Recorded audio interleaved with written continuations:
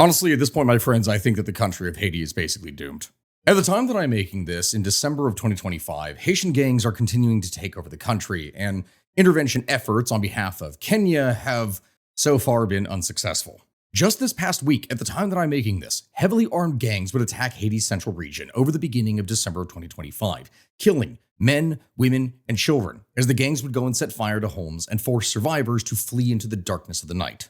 Naturally, of course, you would expect for there to be police to try and stop them, but the few police that were there made emergency calls for backup, asserting that 50% of the Artibonite region has fallen under gang control after large-scale attacks targeting towns including Bercy and Pont-Sonde. But this backup may be extremely hard to come by. It's no longer just the capital anymore. The outside areas of the country, the fringes of it, the rural parts, the parts that were safe, are now no longer safe. As one of Haiti's police unions, SPNH17, would say on X, quote, "The population cannot live, cannot work, cannot move. Losing the country's two largest departments, West and Artibonite, is the greatest security failure in modern Haitian history," end quote. And oh my God, it really is, my friends. Haiti has been for years now a failed state, and limited intervention has done little to nothing to actually go and fix it. In fact, in this specific case, the bulk of Haiti's police force and the Kenyan officers leading the UN-backed mission to help go and repel gangs are just in the capital, Port-au-Prince, which itself is still largely held by gangs. These forces have not only failed over the past year to take back the capital, which at this point is between 80 to 90% controlled by gangs, but with the focus being drawn there, territory around the country has slowly been taken over as gang territory. The defense against which has not been handled by police, but by vigilante citizens trying to keep their neighborhoods and towns safe. It is not a controversial thing for me to say right now that the state of Haiti itself is a failed one, with no end to the violence in sight. Or rather, I should say that there maybe is perhaps an end in sight, but at this point, there really is no timeline as to when that will actually happen. And I'm going to need to explain that. To that end, two things are set to take place in Haiti. The first is that for the first time in quite literally years, Haiti may actually have an elected government soon. Well, soonish. We need to figure out that last part there, and I will explain later. But the second part is that a new task force, or I should say a new task force, is being made eventually that is going to wage literal war upon the gangs with perhaps the best name for a modern task force that I have ever heard, the, and I quote, Gang Suppression Force, or GSF. Yeah, that's right. That's simple. Or I say that, it would be simple if it ever actually could stop just being an idea on paper, but we're going to have to explain that part here as well. Either way, my friends, in order to explain what is going on now, we will naturally have to go and dive into the past first, and we have to explore some context. It has been a while since we did a video on Haiti, so for those of you that are uninitiated, we will be explaining how Haiti became a failed state for like the third time in its history. And for those of you that have seen my video that I did about 2 years or so ago on the subject, you will see what has been happening since that point when we thought things were finally on the path to getting fixed, and then they were not. Yeah, hint, hint, things don't ever really seem to get fixed with Haiti. It always sadly finds a way to disappoint. And honestly, on that note, I think that is a very important thing to stress from the very beginning of this video. The problems with Haiti are not just products of developments over the course of the 21st and 20th century. No, in fact, the inherent structural weakness of the state comes from a rot that has festered time and time again from its very founding over 200 years ago. Pre-warning, before we get into all this, we are going to be talking about a lot of really uncomfortable things: natural disaster, racism, corruption, oppression, and a lot more that end up tying a beautifully rotten bow over the basket case that is the nation of Haiti. Buckle up, my friends, because this is going to be a long one. In fact, arguably, this might be the longest video that I have ever produced. You can already see that here in the first place, but it takes that long to explain all the sheer crap that has occurred with Haiti over the course of the last several hundred years, and why it can never, ever seem to actually get its together. Are you ready for this? I don't think that I'm ready for this. My voice literally just recovered from being sick, and now I'm doing this to it. And speaking of everything getting expensive, today's episode has been sponsored by Rocket Money. My friends, for anyone who has not heard of Rocket Money here before, I highly recommend them. Rocket Money is quite simply an all-in-one personal finance app that helps you cancel subscriptions, lower bills, and manage your money better. This is arguably now more necessary in today's day and age than ever because not only is every single thing a subscription, but simultaneously every subscription is getting much more expensive. And I really hate that. I honestly love using Rocket Money because I'm the type of guy who ends up signing up for a bunch of free trials for things in order to be able to get access to different types of media or articles for my research, and then I subsequently forget that I signed up for said free trial and then get charged for many months. So once I've gone and connected my bank account, Rocket Money goes and scans through all my subscriptions, and I can choose which ones I want to help get canceled. In fact, what is awesome is that if you use all the premium features with Rocket Money, the average user could save up to $740 a year. Genuinely, my friends, I do recommend Rocket Money, and I'm not just saying this as an ad, I'm saying this as a recommendation from something that I have used for quite literally years. You can get a free trial for Rocket Money by going and clicking my link down in the description or scanning the QR code that you can see here. And considering how messy everything is in the world nowadays, at the very least, you can have your finances in control. Get started for free, and by all means, enjoy the rest of the show. Either way, to begin then, my friends, we have to go back to the very beginning. Spanish settlers would arrive on the island of Hispaniola, which comprises modern-day Haiti and the Dominican Republic, in 1492. Within a quarter of a century from that point, diseases brought by Europeans, such as smallpox and measles, would absolutely decimate the indigenous Taino population, which was a bit of a problem because the Spanish needed workers. So, over the course of the next 3 centuries, European powers would go and import hundreds of thousands of enslaved people from Western and Central Africa in order to harvest sugar, coffee, and timber, all of which are extremely valuable exports. Now, for anyone who's confused as to why I am going back this far, you need to understand the scope of what I am talking about here in order to understand just how important Haiti specifically was among all the varying different Caribbean islands and colonies. You have to look at the numbers. In 1789, the French colony of Saint-Domingue, which was, that was Haiti, that was the most successful plantation colony in the Americas. It supplied France with around 66% of all its tropical produce and accounted for around 33% of all French foreign trade. Total production-wise, it may have produced as much as 40% of all sugar for Europe and 60% of its coffee. That is an insane level to come from just one colony. And so to do this, it needed quite a lot of workers. It had a population of 500,000 at its peak, 80% of whom were enslaved people. And those were just the ones that were actually alive. Yeah, this is where things start to get really uncomfortable. Between the years of 1860 and 1776, around 800,000 Africans were imported to the island, 1/3 of whom would end up dying within the first couple of years. Sugar plantations at the time needed vast quantities of brutal manual labor in order to be able to produce their product, and due to a combination of working conditions and tropical diseases, these very quickly depleted the imported workforce.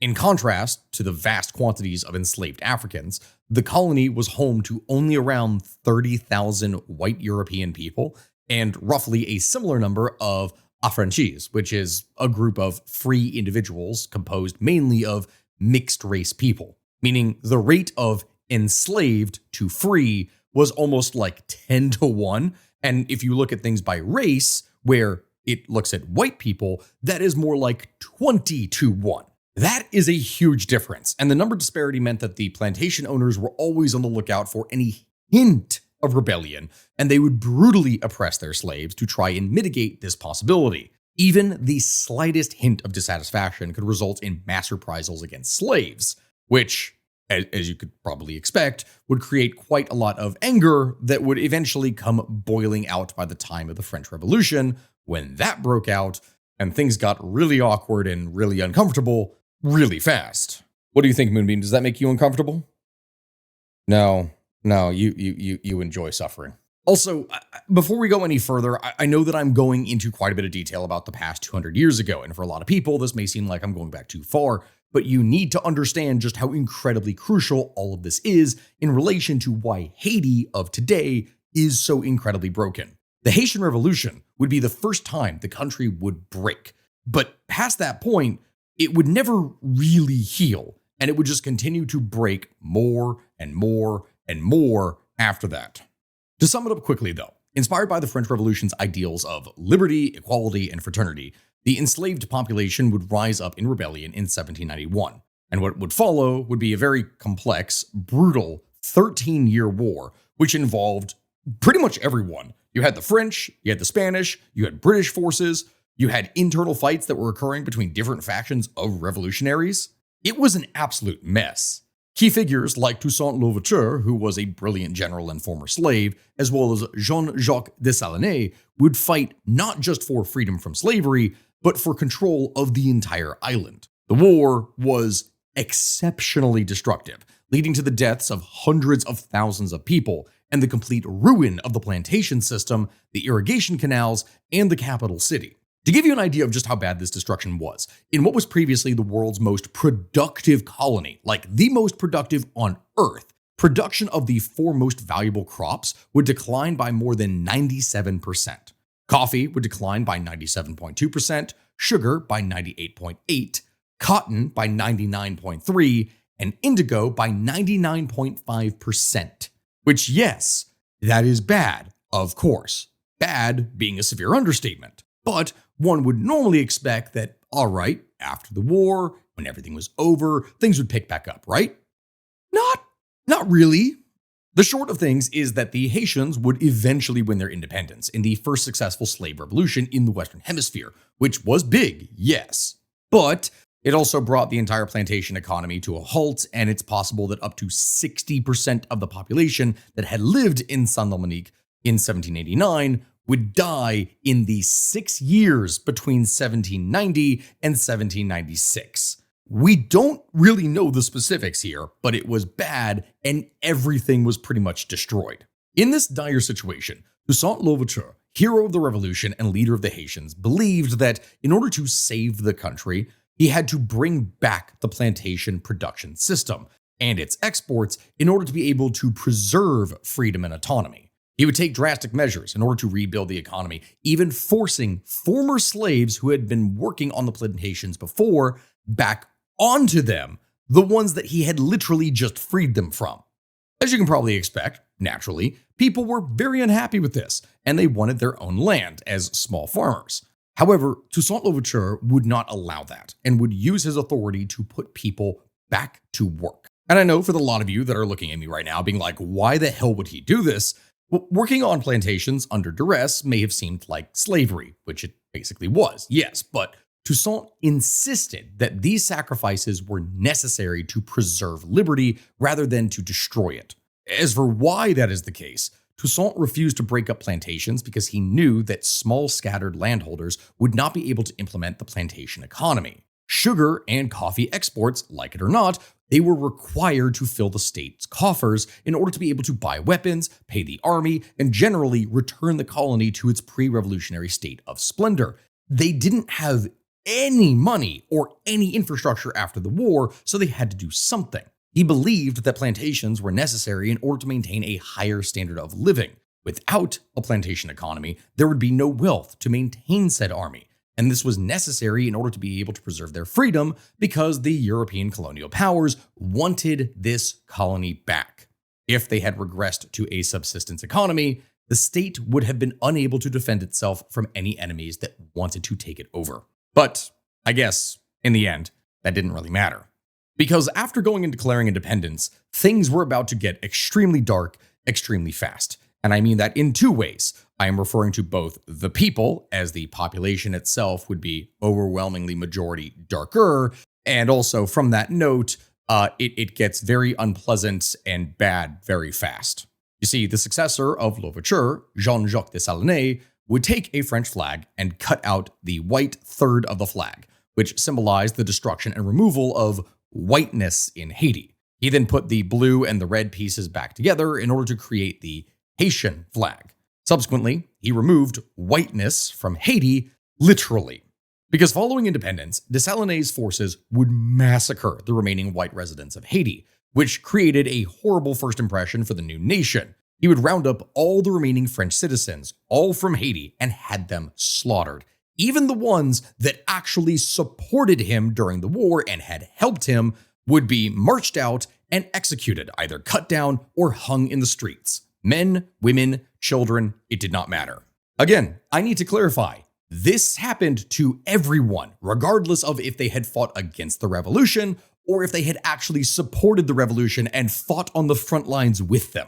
This act, as you could probably guess, would ruin a valuable opportunity for Haiti to go and establish productive relationships with other nations, which already viewed the new nation extremely warily. Relationships that Toussaint had considered crucial. Dessalines, though, was more Puritan about things, if you will.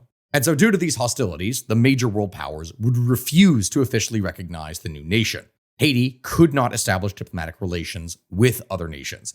They could not establish treaties. They could not make trade agreements. You know, all the things that are necessary to actually have a functioning economy. Furthermore, the world powers would initiate a boycott, embargoing the new nation, which left Haiti both politically and economically isolated from the rest of the world. America, the power that was closest to it for years, wanted quite literally nothing to do with the new state because, go figure, a successful slave revolt in what was basically your backyard is not exactly a good thing for you when half of your country still uses slave labor. That could create some serious unrest. So, what's next then? Well, several other leaders would come along in Haiti, and we're not necessarily going to go through all of it in explicit detail. In short, they got rid of the plantation system. They finally allowed the common people to get land. Sugar production all but disappeared. The government would then panic and try to bring back forced labor on the plantations and stop small farming, but none of that really worked all that well, and it just pissed off people even more. And so yeah, it's into all of this that the French finally show back up again, and they screw over the already plenty screwed new nation. In 1825, a French fleet would arrive and demand that Haiti pay an indemnity of 150 million francs to compensate the former French slave owners that had lost their property. Haiti was forced to agree under the threat of reinvasion to these terms. As it was, that sum was more than 10 times the country's annual revenue. Because, remember, they had lost most trade partners, isolated themselves through horrible slaughter and mismanagement, and destroyed much of the most productive capabilities of the economy already. Oh, right, yeah, and that is not even considering the forced stupidity of the government. In previous years, more than 50% of the Haitian budget went to the military, courtesy of the authoritarian measures that the government would use to force people onto plantations in order to pay for it. So yes, the state of Haiti needed a big military to defend itself, but it also needed an even bigger military in order to be able to force the people onto plantations to pay for said military. Yeah. Basically, the entire situation was utterly impossible, but Haiti had to agree, so what did they do then? Well, in order to pay for it, Haiti would take out loans. The Haitian government would borrow funds from French banks at interest rates of 25% or higher in order to be able to make the indemnity payments.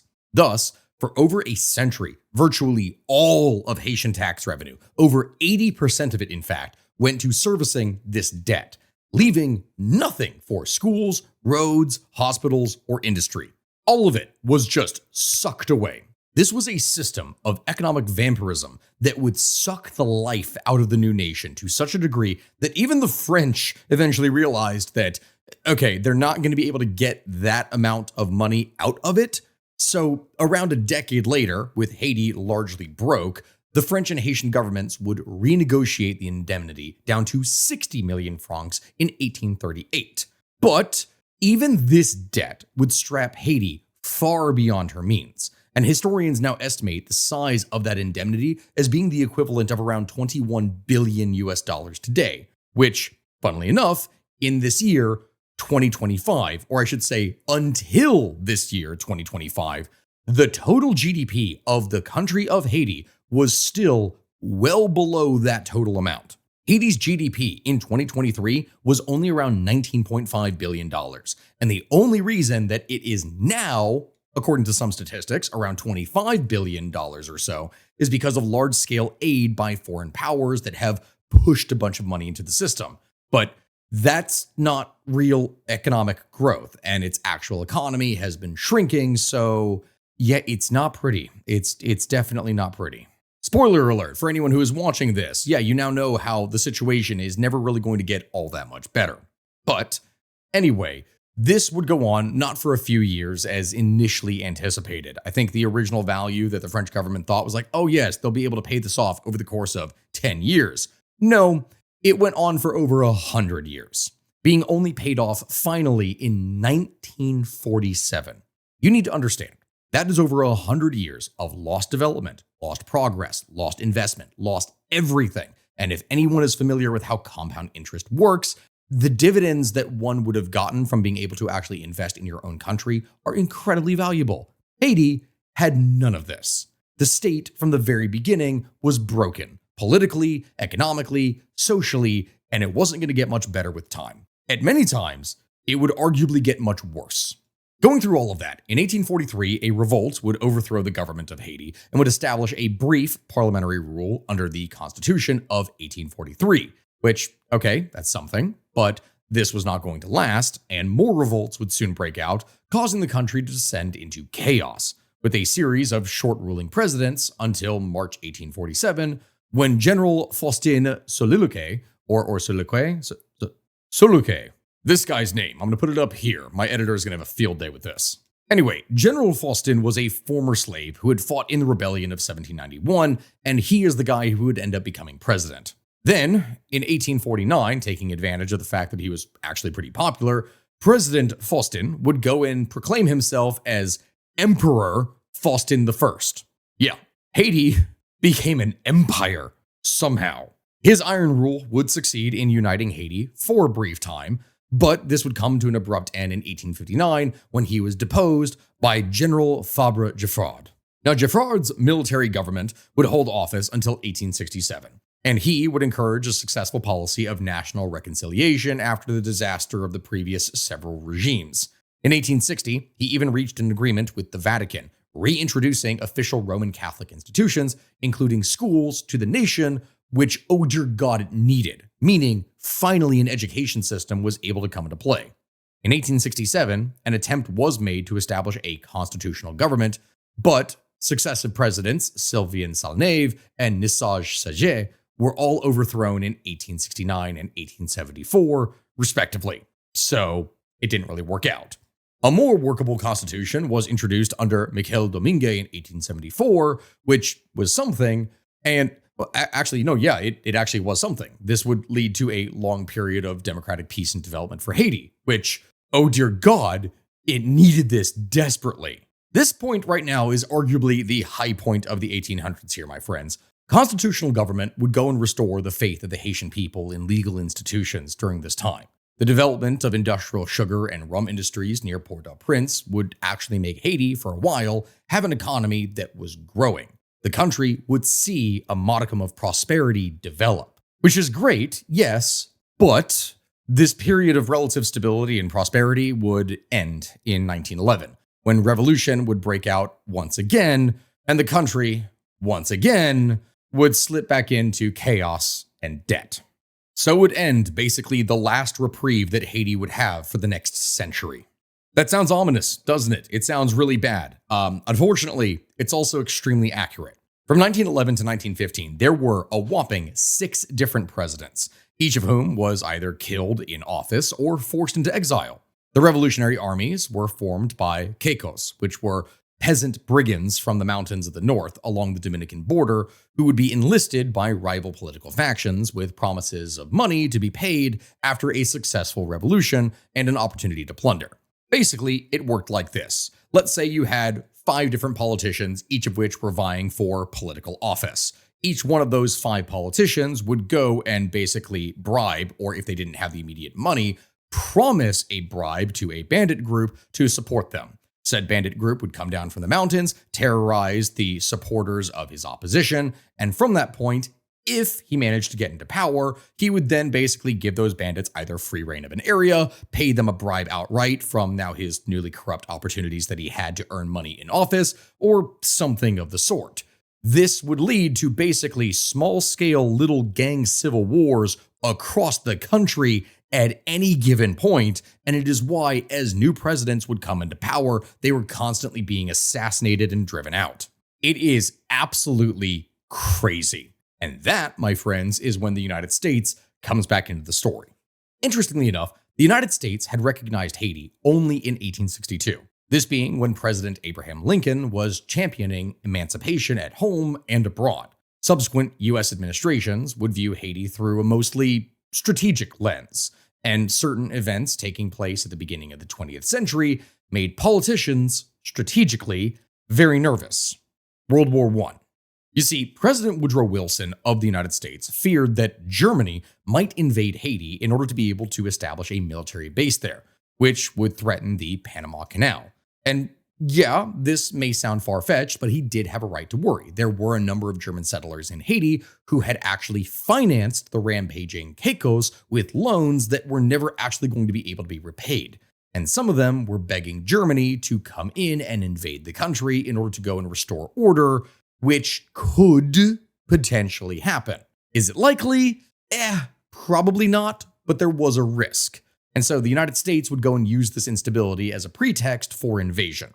Citing concerns about German influence and the safety of American financial interests, like the National City Bank of New York, which actually controlled Haiti's treasury, the US Marines would land in 1915 and would occupy the country for 19 years past that point. The Americans, when coming in, would go and dissolve Haiti's entire army. They would create a new one called the Garde de Haiti, which they controlled, and from there, they were able to rewrite the Haitian constitution to remove the prohibition on foreign land ownership, which, surprise, surprise, allowed the US companies to buy up vast tracts of land within the country. Because of course, at the same time that that was being done, roads and hospitals were being built. The nation was stabilized, and generally, things were far more peaceful than they had been in previous years. But this also came at a severe social cost.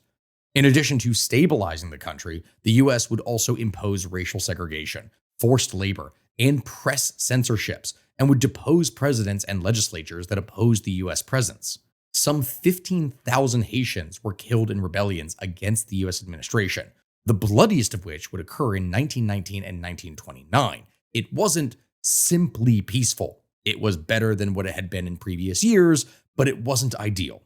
Either way, over this time period, the United States would stabilize the country, and as the Great Depression would hit in the 1930s, they would prepare to leave. The transition government was, in the end, left with better infrastructure, public health, education, and agricultural development, as well as a democratic system. The country had fully democratic elections in 1930, which were won by an individual by the name of Stenio Vincent, who would become the president, and President Franklin D. Roosevelt would withdraw US troops in 1934 as part of his good neighbor policy. So yeah, awesome, right?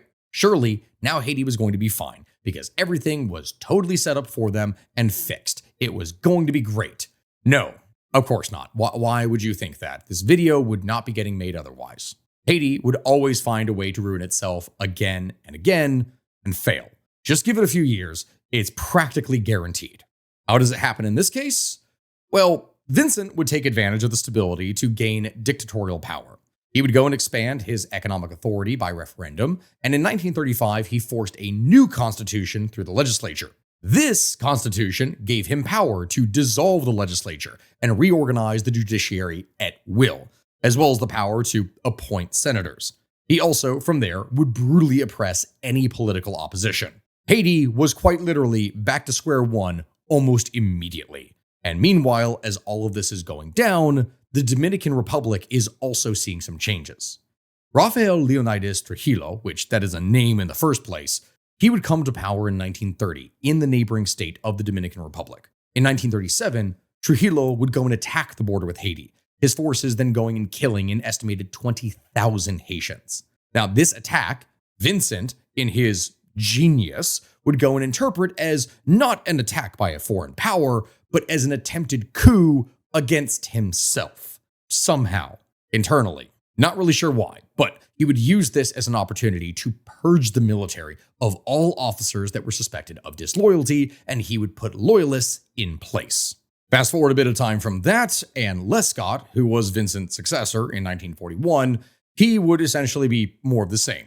He would go and declare war on the Axis powers during World War II, which did bring in some economic benefits for the state, but it also drew Haiti deeper into the US sphere of influence and gave him the excuses needed in order to be able to go and crack down on anyone that opposed him, or newspapers that were critical of him, because they supported the Axis and not him. His regime was marked by widespread corruption, lavish lifestyle that he lived, and this would contrast extremely sharply with the poverty of the populace.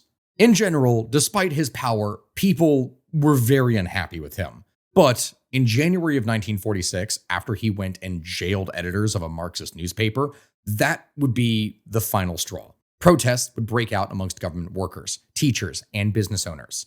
From this, eventually, Lescott would resign. And as a result, a military junta would take power, sending him into exile. This brief period, known as the Revolution of 1946, would spark a wave of hope for a more democratic and inclusive Haiti. Maybe now, even though they had never been able to do it before, some real lasting change would be able to take place. Dumarcet Estimé, the country's first black president who would take power since the US invasion, he was seen as a champion of the Noriste, or Noriste. I'm not sure exactly how I would pronounce that, but this essentially would be the French Haitian Black Pride movement. He would implement social progressive policies, expand workers' rights. He would promote education, all of these things to try and improve the quality of the majority black population. However, at the same time that he did this, his attempts to promote voodoo as being something that was equal to Catholicism and reduce the power of the mulatto elite and the military would alienate a number of the key power brokers who would actually govern the country, and they would turn against him. A military coup in 1950 would end his presidency, once again reinstalling the junta. So yeah, no change was going to last. General Paul Magloire, a key figure in the coup, would then take over. And his rule was about what you could probably expect by now. It was a classic Haitian military dictatorship, repressive, but also a period of relative calm and some public works projects, things that were typically funded by tourism and the booming coffee market. Things, arguably, from that point, could have been a bit stable, at least for a while, but it is here that Haiti would face its first great natural disaster in modern times. Something that, as you will see, would bring the nation to its knees multiple times. Yes, my friends, Hurricane Hazel would hit the island in 1954, which absolutely devastated the nation's infrastructure and economy. Hurricane relief was inadequately distributed and oftentimes misspent by the very corrupt government, and Magloire would jail opponents and shut down newspapers that questioned his rule or how he was handling the crisis.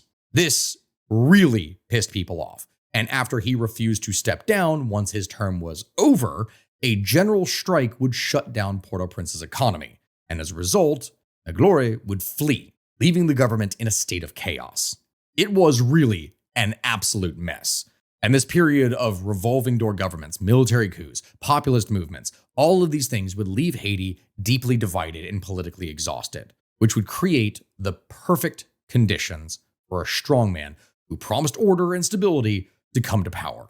When elections were finally organized, François Duvalier, a rural doctor, was elected on a platform of activism on behalf of Haiti's poor. And this, my friends, would start a 29-year period that would be the key defining time for modern Haiti, as it is responsible for systematically destroying the nation's civil society and institutions as we know it. And by that, I mean even the barest hint of there being an actual institution in place would be eradicated. Like many Haitian leaders, Duvalier would produce a constitution to try and solidify his power. In 1961, he proceeded to violate the provisions of that constitution, which had gone into effect in 1957. He would replace the bicameral legislature with a unicameral body, and he decreed presidential and legislative elections. Despite a 1957 prohibition against presidential re-election, Duvalier ran for office, and he won, with an official tally, and I kid you not, of 1,320,748 votes for him to 0 against. That's right, 0. 0. Even in some of the most corrupt governments, even in some of the most flagrant cases of what is obviously fraud, there is always at least a percentage of the population that is said to vote for someone else. Not 0. But not content with this absolute sham display of democracy, he would go on in 1964 to declare himself president for life. And for Haiti, I guess this move was just a matter of political tradition. 7 heads of state before Duvalier had claimed the same title, and he was just the latest one to do this. So, after winning a rigged election, Duvalier would move swiftly to neutralize all potential threats. He purged the military of officers that were loyal to the old establishment, replacing them with his own loyalists. And from there, he would systematically dismantle the press, forcing newspapers to close and journalists into exile. His primary tool for control was the creation of the Milice des Volontaires de la Sécurité Nationale, which I'm probably butchering the pronunciation of, but that is the MVSN, or to use its more common colloquial name, the infamous Tonton Macoute. Now, this force, which grew to be larger than the army itself, was not a formal police body, but rather a personal militia of Duvalier. Its numbers, drawn from the poor and uneducated, were given uniforms, dark glasses, and absolute authority to intimidate, extort, torture, and kill on Duvalier's behalf. Their name, derived from a Creole boogeyman who snatches naughty children, would perfectly encapsulate their function. From this, Duvalier would masterfully blend political terror with a powerful cult of personality. He would publicly embrace voodoo, claiming that he was a Hungan, a priest with supernatural powers. And he would use voodoo iconography to project an aura of invincibility, associating himself with Baron Samedi, the Iwa or spirit of death and the crossroads. He basically was declaring that he was a god. And this psychological warfare just made any direct opposition against him seem not just dangerous, but sacrilegious itself.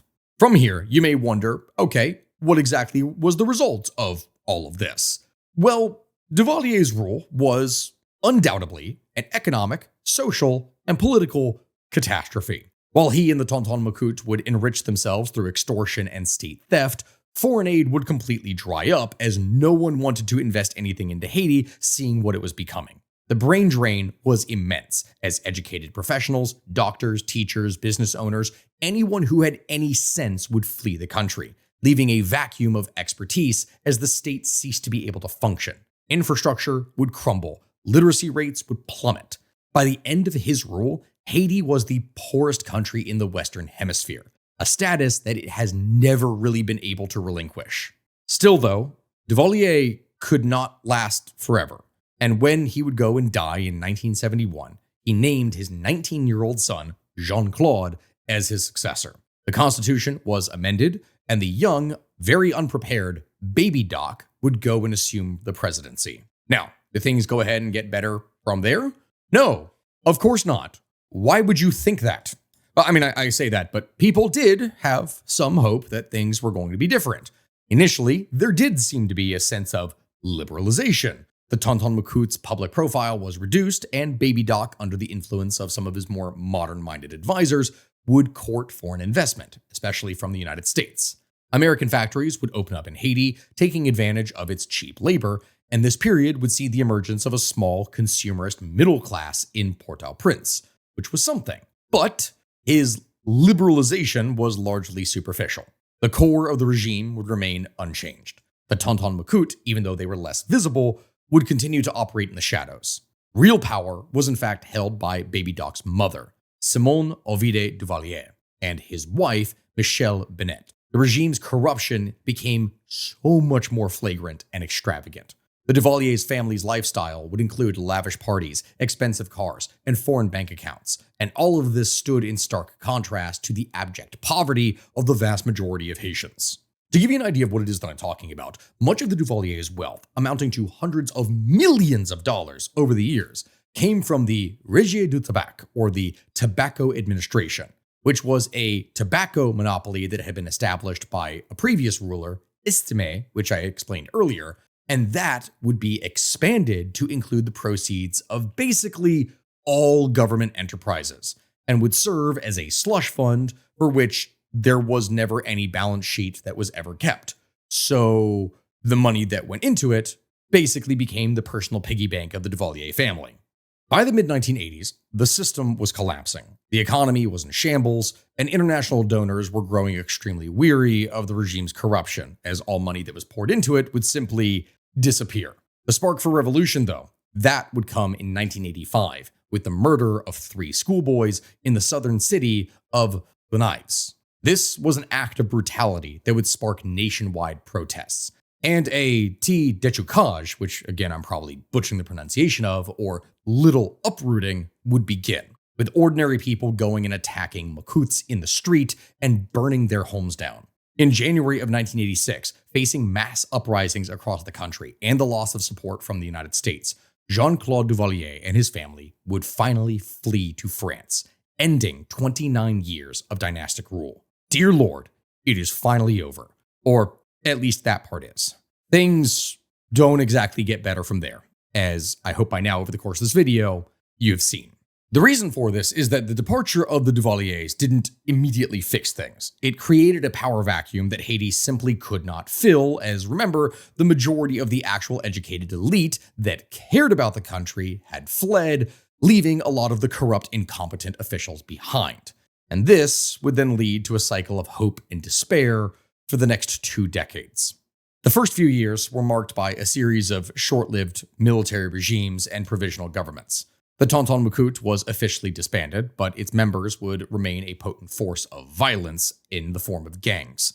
The army, led by figures like General Henri Namphy and later General Prosper Avril, would vie for control, staging coups and suppressing protests with brutality. The November 1987 elections would end up being canceled after troops would massacre anywhere between 30 and 300 voters on election day. So yeah, that happened. The election was followed several months later by the Haitian presidential election in 1988, which was boycotted by almost all the previous candidates and saw a turnout of just 4%. That 1988 election would lead to Professor Leslie Manigat to become the president, but 3 months later, he too was ousted by the military in a coup, and protesters were massacred. It was absolute chaos, but from this chaos would emerge Jean-Bertrand Aristide, a radical Catholic priest from a poor neighborhood of La Saline. His sermons, delivered through Radio Soleil, would go and condemn the Duvalierist elite and their military, giving a powerful voice to the impoverished majority. His political movement, Lavalas, or the Flood or Waterfall, would sweep the country. And in December of 1990, in its election, Aristide would win with an overwhelming 67% of the vote, a stunning victory for Haiti's poor. However, Aristide's presidency, as it was, would last a whopping 7 months. In September of 1991, he was overthrown in a violent coup led by General Raoul Cedras. The subsequent regime was brutally oppressive, murdering thousands of Aristide's supporters. This would trigger a massive refugee crisis as tens of thousands of Haitians would take to rickety boats, becoming the boat people, to flee to the United States. The U.S. Coast Guard would intercept most of them at sea, leading to a major political and humanitarian challenge for the Clinton administration, and it was overall a massive mess. After 3 years of sanctions and diplomacy, the U.S. would then launch Operation Uphold Democracy in September of 1994, sending 20,000 troops to Haiti to forcibly remove the military junta and restore Aristide to power. President Bill Clinton would dispatch a negotiating team led by former President Jimmy Carter to persuade the authorities to step down and allow for the return of constitutional rule. With no way to stop things by this point, as intervening troops were already airborne, Cedras and other top leaders would agree to step down. Aristide was returned to power, and elections would then be held in 1995, which would secure his coalition's power, and finally, some progress was being made. In order to remove a lot of the problems that had plagued the country, President Aristide would begin by disbanding the army, and from there, he would begin to train a professional civilian police force. In 1996, Haitians would see their first transfer of power between 2 democratically elected presidents in Haitian history, when Aristide was succeeded by René Préval. This was huge. This had literally never happened before. There had never been a peaceful transition of power. 5 years later, in 2000 to 2001, Aristide was actually reelected, and there was another peaceful transfer of power.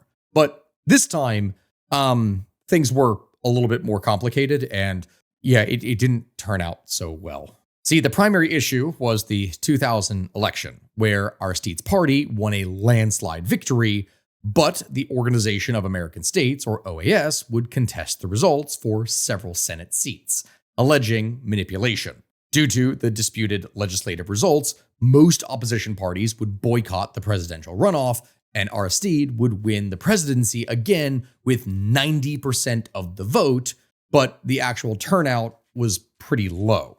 Because of this, the opposition refused to accept the result, or to recognize Aristide as president. The US and other international bodies, citing electoral fraud, would withhold crucial aid, which would cripple Haiti's economy and worsen the humanitarian crisis. And this, my friends, is a part that I really need to stress right now. Yes, in the previous 5 or 6 years, there had been some improvements to the country, but all of those issues that I have spoken about here before with corruption, fraud, extortion, politicians being tied to gangs, all that, it never really went away. In fact, if you go back into the 1980s, during this period, the Haitian National Intelligence Service, or SIN, which had been set up and financed by the CIA as part of its war on drugs, that itself would participate in drug trafficking and political violence. So the very entity that was set up to fight drugs became drug dealers. Yeah, pretty much anything, almost anything built or developed within Haiti became immediately corrupted, and the president was not immune to this. Allegations emerged of drug trafficking reaching into the upper echelons of government. Canadian police would go and arrest Ariel Henry, which was Aristide's security chief and one of his most trusted friends, for money laundering. Baudouin Catant, who was a notorious international drug trafficker and Aristide's close partner and his daughter's godfather, would go and claim that Aristide, quote, turned the country into a narco country. It's a one-man show. You either pay Aristide or you die, end quote. So yeah. As a result, an armed rebellion, funded in part by Haitian elite and former soldiers, began to grow in the north of the country. In February of 2004, with rebels advancing on the capital and US and French governments refusing to support him, Aristide was forced from power. Now, he maintains that he was kidnapped by US forces, but the US claims that he resigned voluntarily. He was flown from there into exile, first to the Central African Republic and then to South Africa, and that was the end of him, at least for a while. An interim government led by Prime Minister Gerard Latortue was installed, and in response to escalating violence and political chaos, the United Nations Security Council would authorize the UN Stabilization Mission in Haiti, or the MINUSTAH. This would not be the last time something like this would happen, as you already probably know from when we've talked about Haiti before. This 13-year peacekeeping mission was tasked with reestablishing law and order, building a new national police force, and providing security, thus finally allowing again for elections to take place in 2006.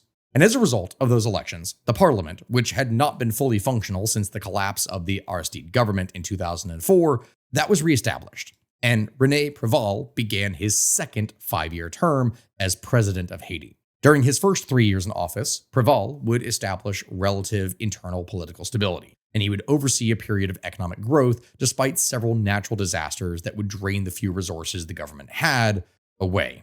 And that's something we really need to talk about. In the spring of 2008, Haitians were demonstrating against rising food prices. In some instances, the few main roads on the island were blocked with burning tires, and the airport at Port-au-Prince was closed. That same year, as all of this chaos is happening, Haiti would be heavily hit by tropical storms in late August. 4 storms, Tropical Storm Faye, Hurricane Gustave, Hurricane Hannah, and Hurricane Ike, would all produce heavy winds and rains within the country.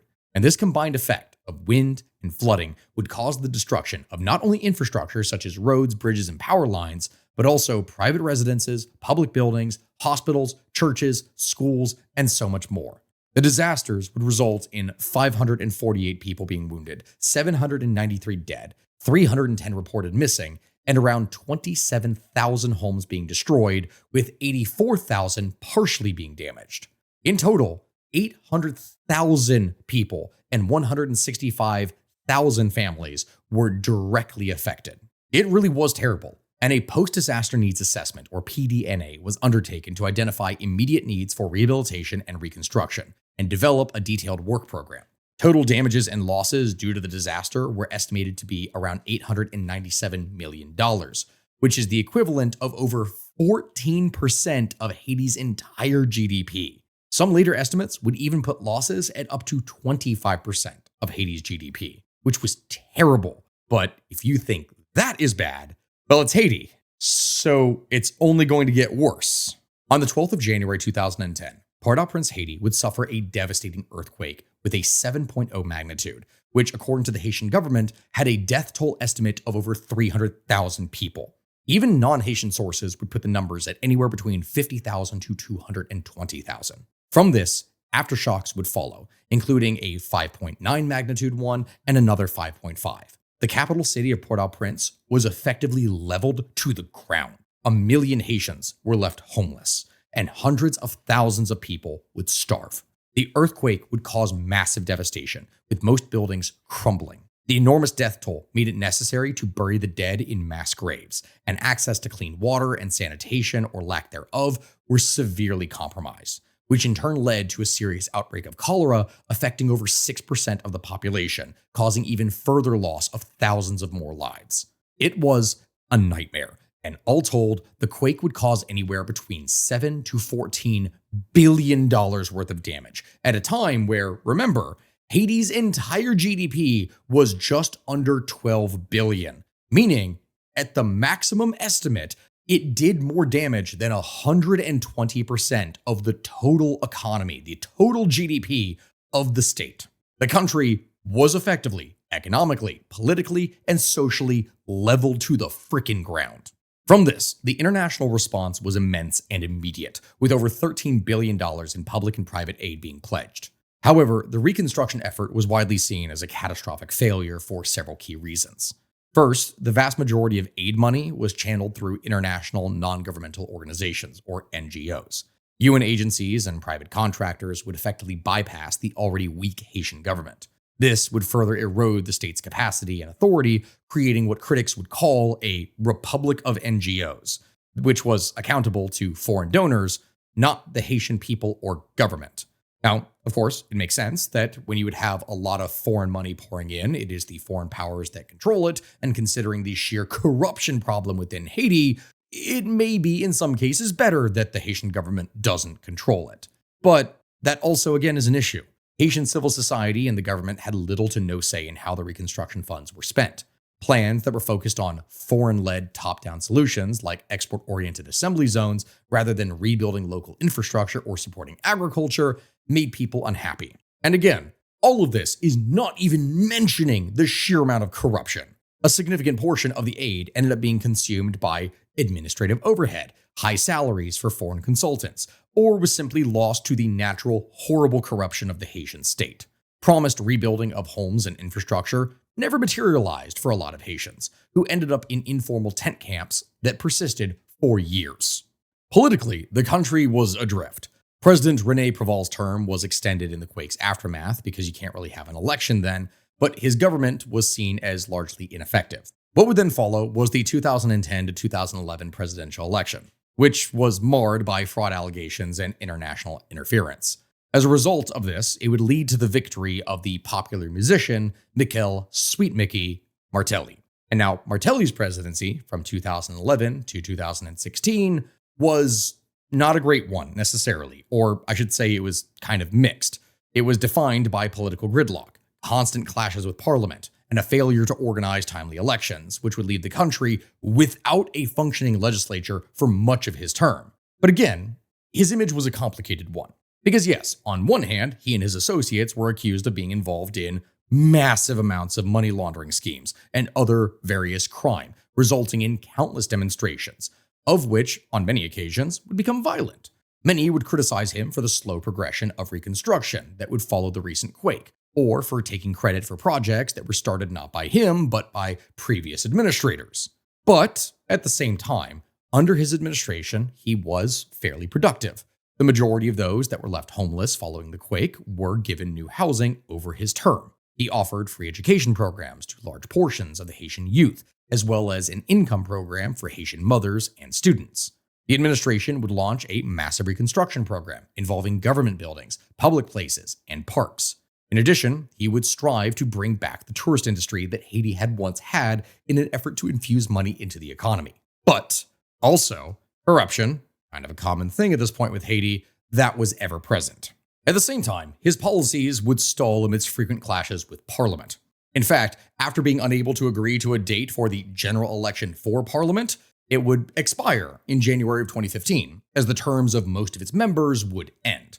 Martelly would subsequently then rule by executive order, because, again, go figure, there are literally no other politicians within the legislature to do anything. He is able to pretty much make whatever rule up he wants. This is a move that would draw a lot of criticism. His leadership would also be questioned quite a bit here, as a number of his staff members and associates were arrested for alleged crimes that even included murder. Martelli was constitutionally barred from seeking a second term, and the presidential election was held in October of 2015 amidst charges of fraud. The candidate he supported, a little-known banana exporter with no political experience by the name of Ariel Henry, would place first. And after protests would delay a runoff vote, Martelli would finally agree to let the recently installed parliament select an interim president, and he would leave office on February 7th, 2016. Truly, it is incredibly messy, but it is here then, my friends, that Haiti, which has been teetering for years on the edge, would finally begin to collapse.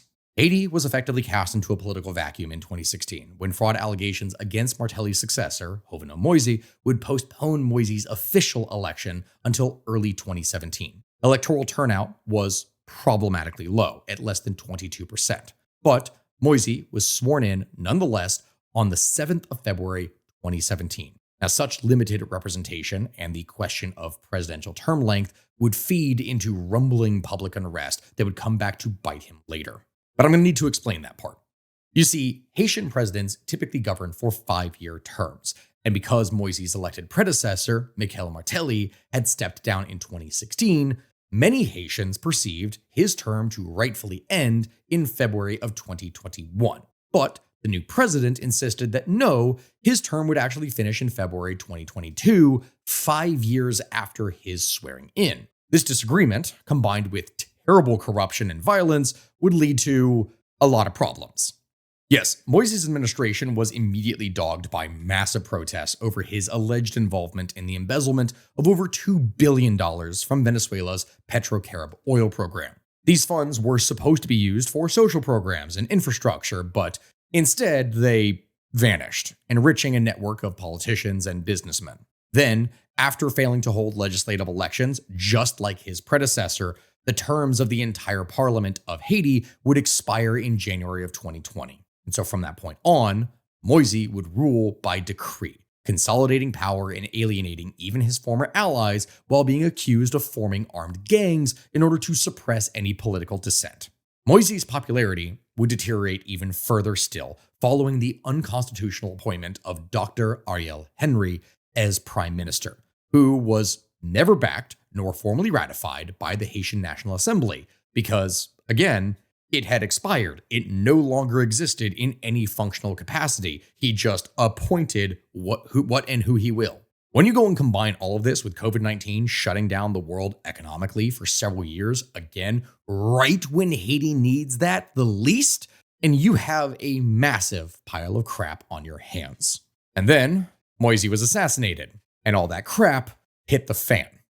You see, in the early hours of July 7th, 2021, gunmen would go and burst into the Port-au-Prince home of Haitian President Ariel Henry, killing him and critically injuring his wife. Now, the identities of the assailants and the planners of the assassination to this day remain unknown, although 4 suspects did end up getting killed in a shootout with police and 2 others were arrested. Which, on that note, side note here, but I have to mention this, things got so insane in Haiti after this crap that Ariel's widow was arrested in early 2024 and was accused of being part of the conspiracy to assassinate her husband. You know, after she got shot with him repeatedly. And this was not overturned until October of 2025. That is how wacky this got. But either way, back in 2021, Haiti's interim prime minister, Claude Joseph, would declare a state of siege, imposing martial law and closing the border. Now, this killing was a shocking act of political violence that left Haiti in a complete power vacuum, plunging the nation into its deepest crisis yet. The assassination of the president was the final blow from which the Haitian state has never really been able to recover from. In the immediate hours, a bizarre constitutional standoff would emerge, where the sitting prime minister, Claude Joseph, who had been acting as the head of government, would declare that he was in control. However, just 2 days before his death, Moise had appointed a new prime minister, Ariel Henry, a neurosurgeon and politician, though Henry had never yet been sworn in or formed a government. This, as you can expect, created some severe confusion. Haiti suddenly had 2 men claiming to be the legitimate leader of the country. That impasse was eventually broken, but it wasn't going to be broken by Haitian law or political process, but actually by foreign intervention.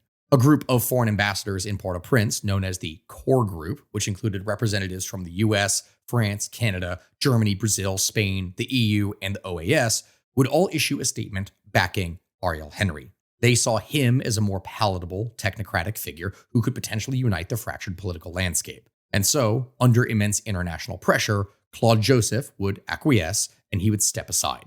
Because of this, Ariel Henry was sworn in on July 20th, 2021.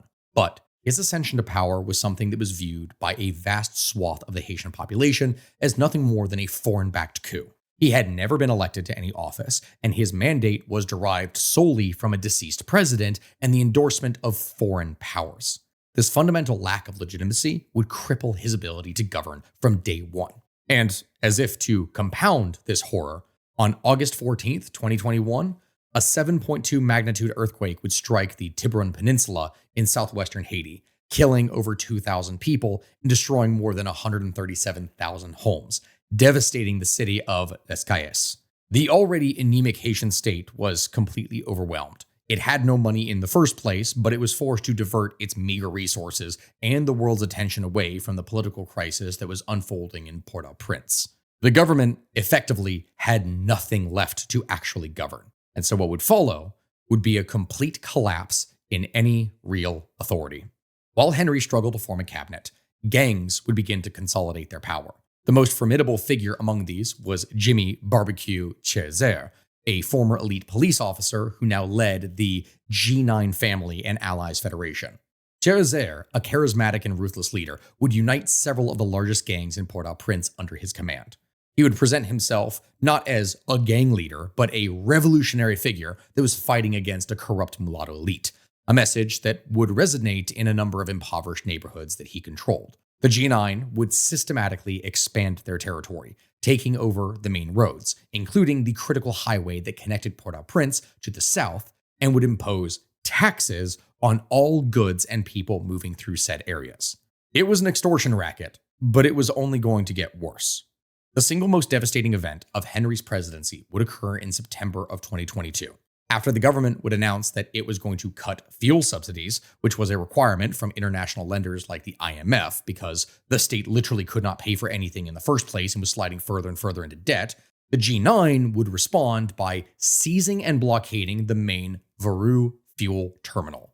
This act would bring the entire country to a standstill. For nearly 2 months, no fuel would enter the country, and the consequences were catastrophic. First off, you would have a healthcare collapse. Hospitals without generators would shut down, oxygen supplies could not be delivered, and high-risk patients, including premature babies, would have no way to be able to sustain themselves, and thus would die. Following this, you would have a water and sanitation crisis. Water distribution companies would stop operating, forcing people to drink and use unsafe water sources. Businesses across the country would close, transportation would cease, and telecommunication would falter as cell towers would run out of fuel.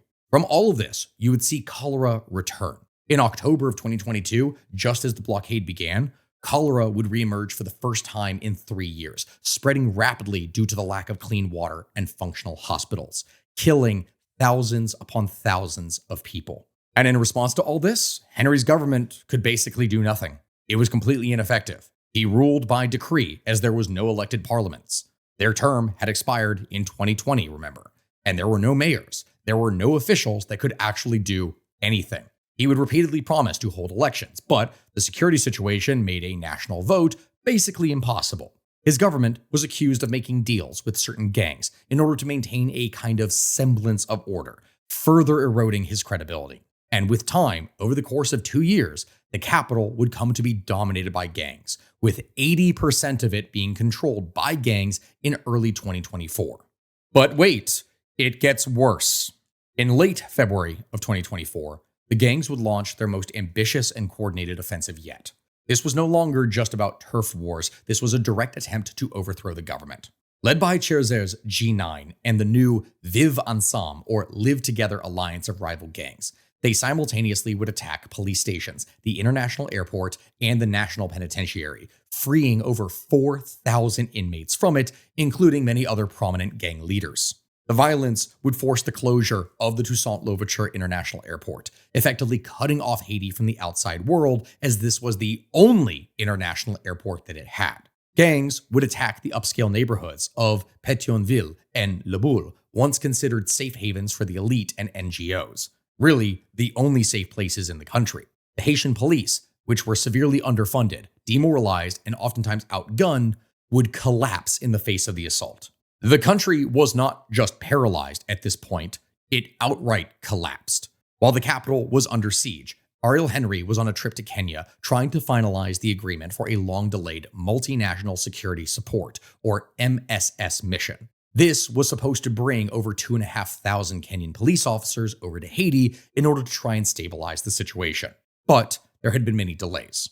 His absence was the final straw. The core group, along with the Haitian civil society leaders, would conclude that his government was untenable. There was no way to maintain it any further. On March 11, 2024, while still in Puerto Rico, on his way back from Kenya, Ariel Henry would announce that he was going to resign upon the formation of a transitional council. His unelected, chaotic rule was finally over. But, and I say this, and I know I've been saying this a lot over the course of this video, that again does not mean that things were going to get better. Because with Haiti's capital effectively under siege from gangs and its government dissolved, CARICOM, the Caribbean community, would have to take the lead. Under intense pressure, Haitian political factions, who had been in locked, violent opposition for years, using gangs to compete with one another, they were brought to Kingston, Jamaica. The resulting agreement that would come from this was a fragile, high-stakes compromise. The goal was to create a broad-based transitional body that would have enough legitimacy to govern, invite the foreign security mission, and pave the way to have actual elections. But how would this work? Well, the centerpiece of the deal was the 7-member Conseil Presidentiel de Transition, or CPT, the Council of Presidential Transition.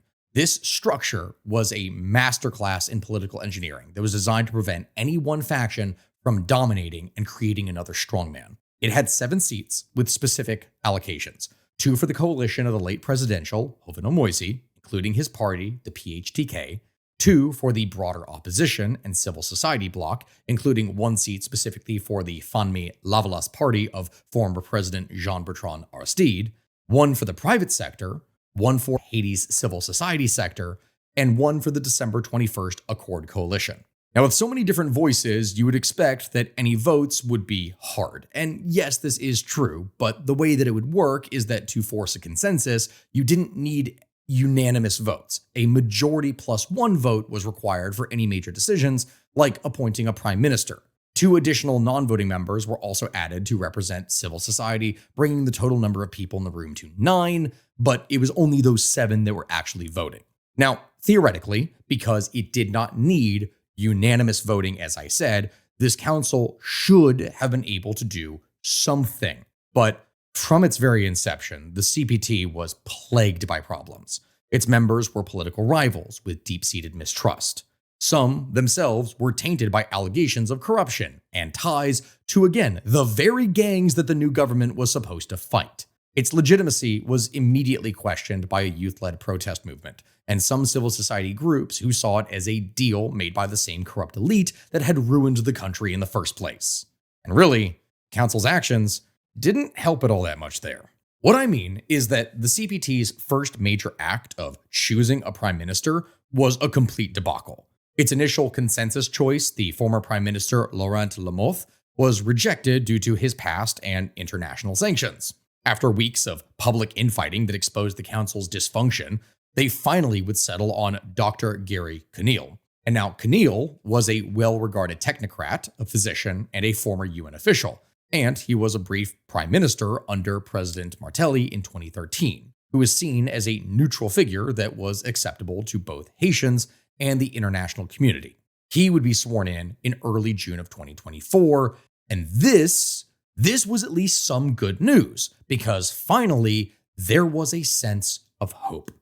The first contingent of the Multinational Security Support, or MSS mission, led by Kenyan police, would arrive in Port-au-Prince in late June of 2024. Their arrival was a symbolic milestone. It was great. They finally had a force to fight the gangs. But the reality on the ground was starkly different. Only a few hundred officers arrived initially, far short of the 2,500 that had been pledged. This was a token force compared to the thousands of heavily armed gang members. Along with that, their mandate was strictly to support and advise the Haitian National Police, or PNH, not to lead offensive operations. These forces did not have the equipment, they did not have the intelligence, they did not have the rules of engagement for urban counterinsurgency. And so, the result, you may wonder?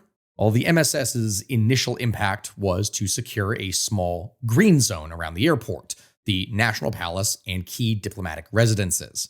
This would enable limited escorted humanitarian convoys, but it didn't actually do anything to challenge the gang's control of the city's arteries or territory. As a result, instead of weakening the gangs, this would only allow them to grow in strength and gradually assert more and more control over territory in the capital and around the country, with violence spilling into surrounding towns and villages.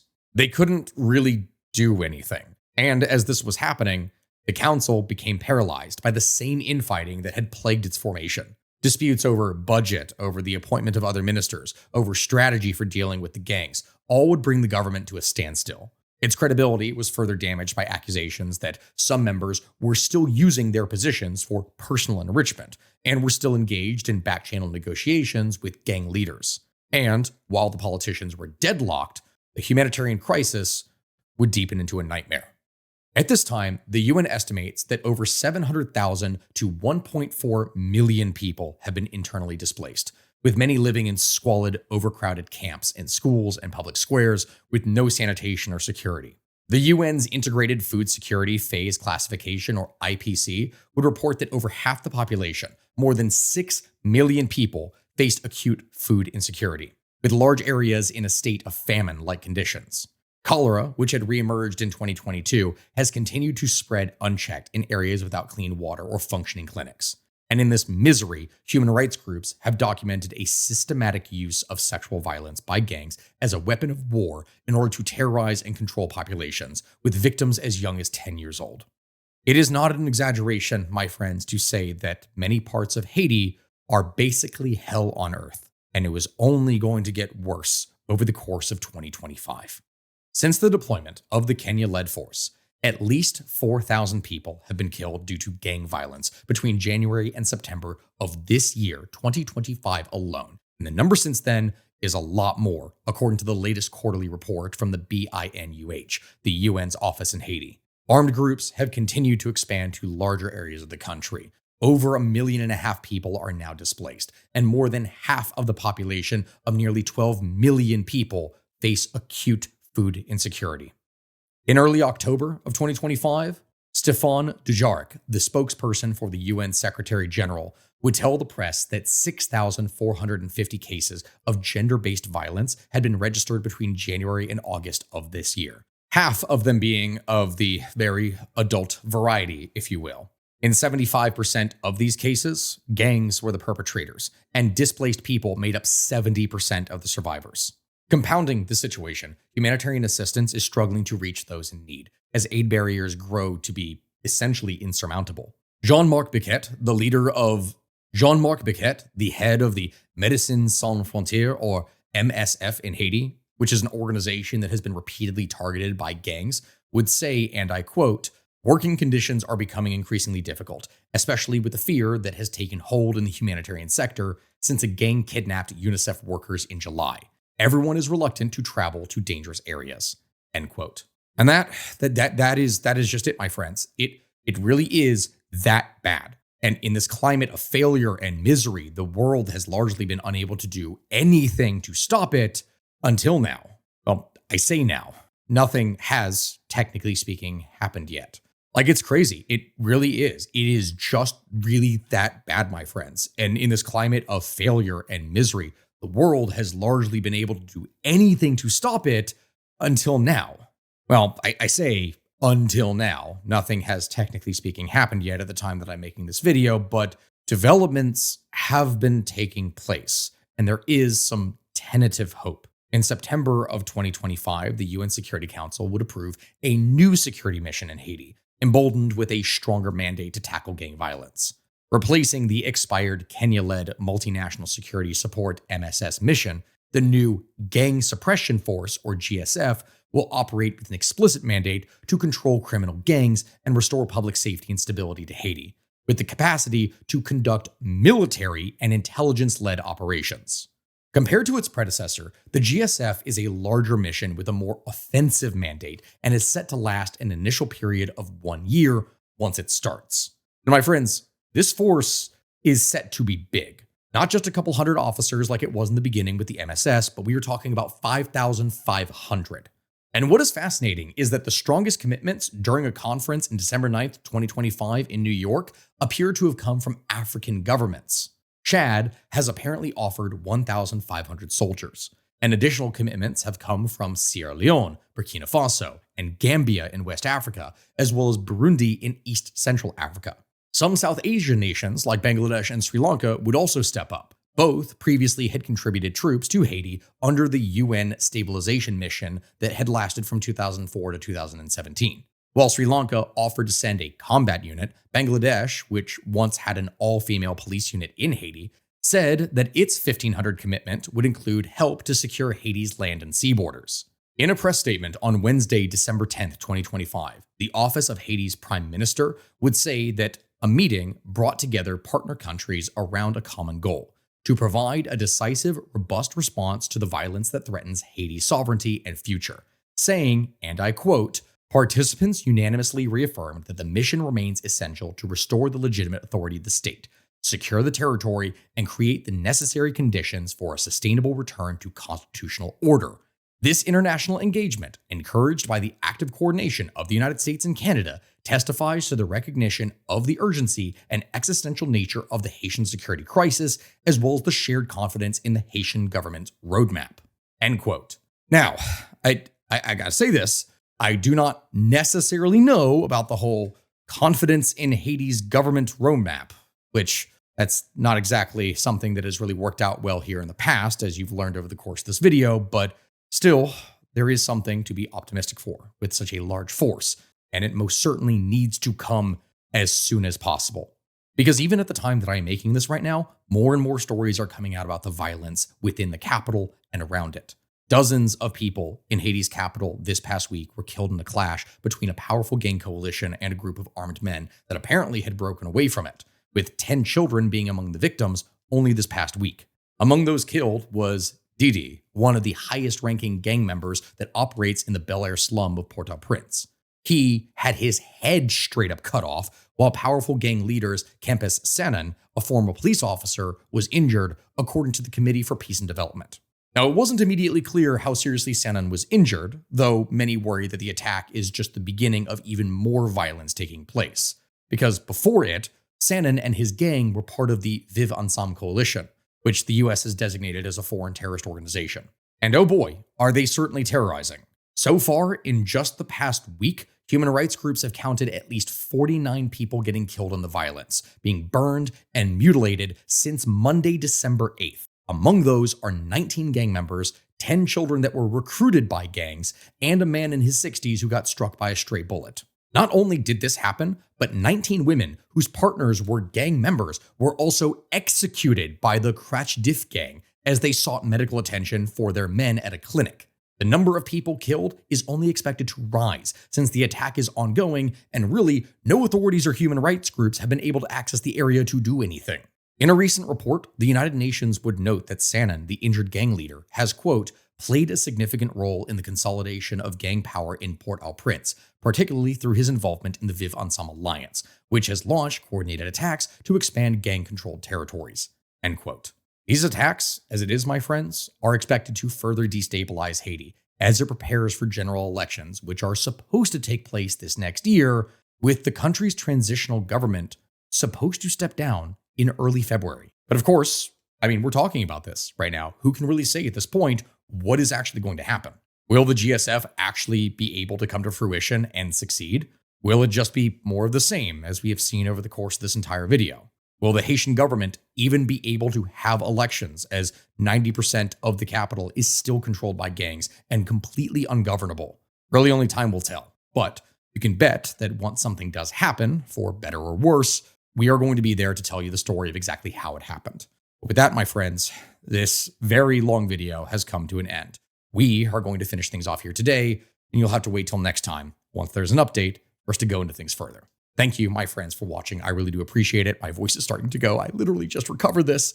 If you could like, comment, and subscribe, I would greatly appreciate it. Make sure to show some love down in the comments if you can. And let me know what it is you all would like to just talk about next. Thank you all very much for watching. And I will also say this here in the end, that a number of you in a couple of my previous videos have been a little bit combative, to say the least, especially with the choice that I've had of some ads. Instead of leaving those comments in the comment section, if you actually wanted to say them to my face and actually fight me, you can do so by signing up for War of the Barons. Yeah, that's right. I'm using this as an opportunity to give you a chance, an opportunity to actually fight me. Links for that are down in the description. You can meet me in the woods of South Carolina this February to March, and we'll duke it out. Goodbye, my friends. I'll see you all here next time.